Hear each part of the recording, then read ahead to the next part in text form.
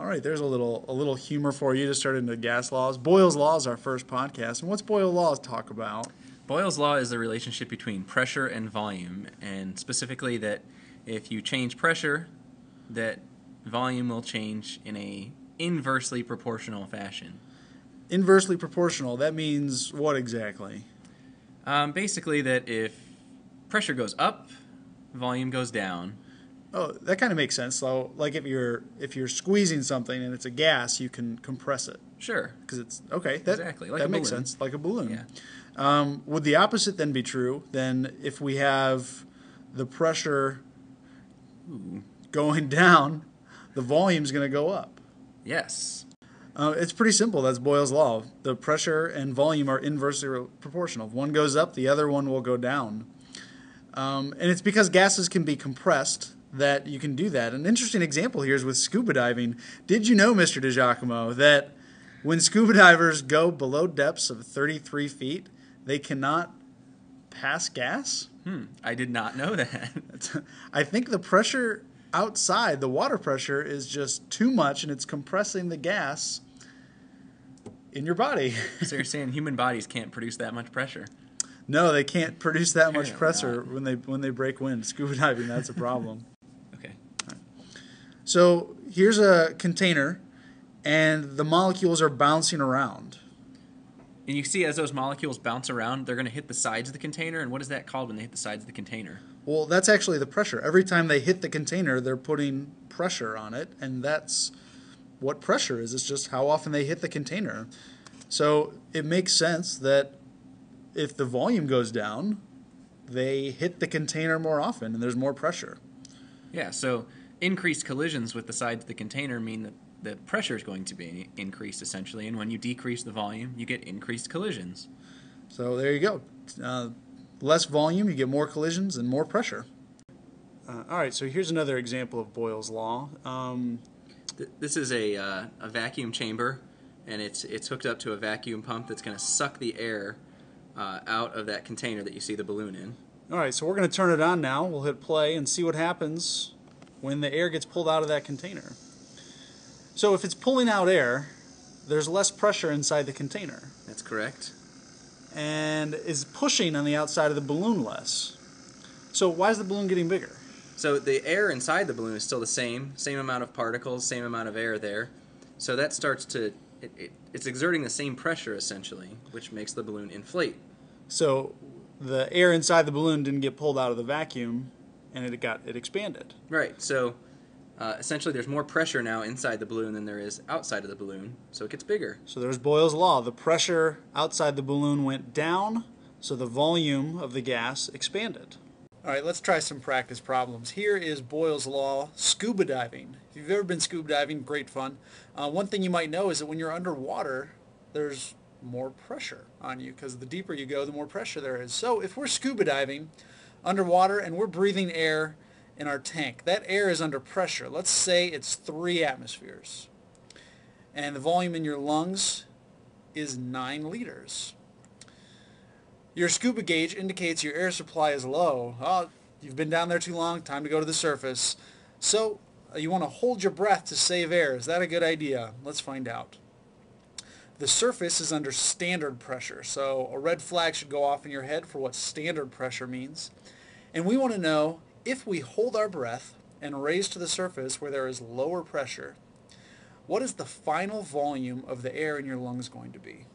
Let's just take a quick inventory of all the numbers that we have. We're down under the water and we have an initial pressure, 3 atmospheres. And I have an initial volume that is 9 liters. So just take all the numbers that you have and write them down. Usually there's 2 sets. Here I've got an initial pressure, and then I've got a final pressure, initial volume, final volume. My final pressure at the surface is standard. standard being defined as 1 atmosphere, and I want to know what this number is going to be. What's my final volume? We know Boyle's law says that as my pressure from here to here, pressure is going down. As you raise up to the surface, the pressure is going to go down. So the volume is opposite. The volume should actually increase. So I want to know by how much. I'm going to take my volume and I'm going to use these two pressures to make a ratio. And I'm just going to multiply my volume by that ratio. And how do I know which number to put on top and bottom? Well, you need to know what Boyle's law means. Over here, we said the volume is going to go up. So I need to arrange these two numbers in a manner to make the volume go up. So my first pressure is bigger. So 3 atmospheres over 1 atmosphere will give me a number bigger than 9. So that's what's going to happen. And then since it's a ratio, the atmospheres are going to cancel each other out. This isn't dimensional analysis. We're just kind of multiplying the volume by the ratio of the pressures. And what happens? If the volume in your lungs is 9 times 3 over 1, you're going to get a final volume with two significant figures of 27 liters. So if you hold your breath and come to the surface, your lung volume is going to go from 9 liters to 27 liters. Now what's going to happen to your lungs at 27 liters? Well, the volume is going to get bigger and your lungs are going to burst. Bad idea to hold your breath. Boyle's law in action. Your lungs would pop and you would die.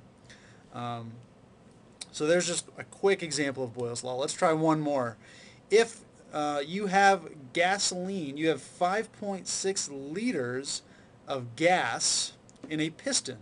So in your car you put liquid gas in, but it's actually the vapors that burn inside your engine. So the vapors are in there. You got 5.6 liters in a piston and a pressure of 1.5 atmospheres.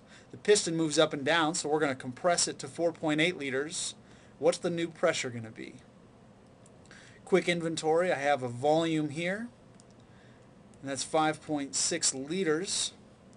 And that volume goes with that pressure, so I'll call both of those 1.5 atmospheres. I've got a second volume of 4.8 liters, and I have a second pressure that is unknown. What's that pressure going to be? So I'm going to take my pressure that I do know, and I'm going to find out how it's going to change. Boyle's law tells me the volume is going down, so the pressure is going to go up. That's what I need to worry about. How do I make the pressure go up? Well, I'm going to take my two volumes and put them in a ratio to make the number get bigger. That means the bigger number goes on top if I want a number bigger than 1. Then my pressure will go up. Liters cancel each other out, and I get my final units will be in atmospheres, so that's good. And the answer here, if you put it in your calculator, you get 1.75 atmospheres. Or, with significant figures, we're going to say 1.8 atmospheres is the final volume of the gas in the piston. So you need to know if you're an engineer, will the engine handle that much pressure when the piston compresses the gas? There's just another quick application of Boyle's law. But you can see how you need to understand what Boyle's law says and how to apply it to put these numbers in a ratio to get your new answer to the system of the problems.